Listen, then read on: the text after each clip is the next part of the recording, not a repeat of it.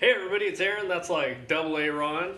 And let's see, we got this beautiful knotty wood paneling in here. Yeah, isn't that nice? I mean, look at that. That's nice stuff, right? What?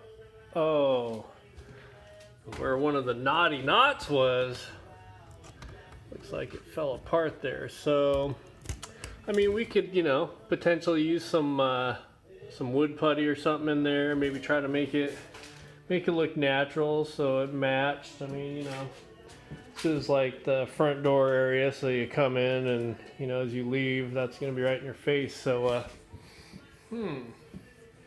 what should I do about it?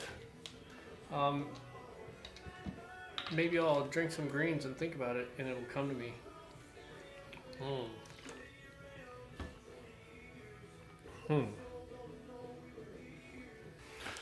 So after some painstaking prep work and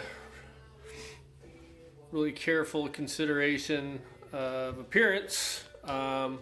Woo! Look at that, huh? Yeah, that's what I'm talking about. Watch this. Not only do we cover up the knotty hole, but that hole is not so knotty anymore. Double A out. Beautiful.